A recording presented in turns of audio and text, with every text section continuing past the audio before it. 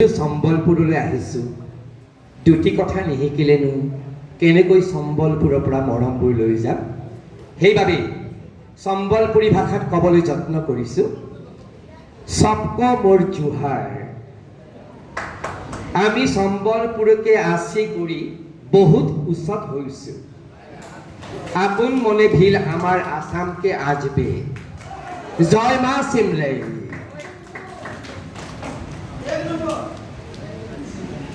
কবিতাৰ শিৰোনাম মোৰ স্বৰচিত কবিতা। কবিতাৰ শিৰোনাম ডাঙৰ শূন্যতনো কি। আটাইতকৈ ডাঙৰ শূন্যতনো কি। আকাশ নে মৰীচিকা নে কোনোবা প্ৰেমিকৰ নোপোৱাৰ বেদনা নে হতাশগ্ৰস্ত কোনোবা সংসাৰ বৈৰাগীৰ সংসাৰ ধৰ্ম। মই হলে এইবোৰ একো নাজানো।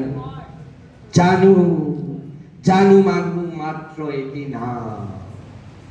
যন্ত্ৰত চলা যান্ত্ৰিক বস্তুৰ দৰে কেৱল কাম আৰু কাম। সেইবোৰ চঞ্চল মনক বুজাবই নোৱাৰো। বাৰে বাৰে হেন্দলিত হৈ উঠে মোৰ মন। প্ৰতিবাদৰ জোৱাৰ বয়ে দেশৰ শিৰাই শিৰাই। মোৰ হৃদয়ত ফুলি উঠে থৌকি বাথৌ মনৰে মৰমৰ লেচেকি বুটলিবলৈ। মই কেতিয়াবা কেতিয়াবা ঢাপলি মেলো মানুহৰ মাজলৈ। মই কেতিয়াবা কেতিয়াবা ঢাপলি মেলো কবিতাৰ মাজলৈ। কিংবা সেউজীয়া মনৰ মানুহ বিচাৰি। নীলা আকাশক মই প্ৰশ্ন কৰোঁ, এয়াই নেকি জীৱন। নীলা আকাশক মই প্ৰশ্ন কৰোঁ, এয়াই নেকি সময়ৰ গতিশীলতা। নীলা আকাশক মই প্ৰশ্ন কৰোঁ, এয়াই নেকি স্থিতিশীলৰ গতিময়তা। মই পিছে উচ্ছেদ কৰিব খোজো। মই পিছে উচ্ছেদ কৰিব খোজো যন্ত্ৰবৎ মানুহৰ মনবোৰক। কেৱল কাম আৰু কামৰ তালিকাখনক উফৰাই মানুহবোৰক লৈ যাব খোজো কবিতাৰ দেশলৈ।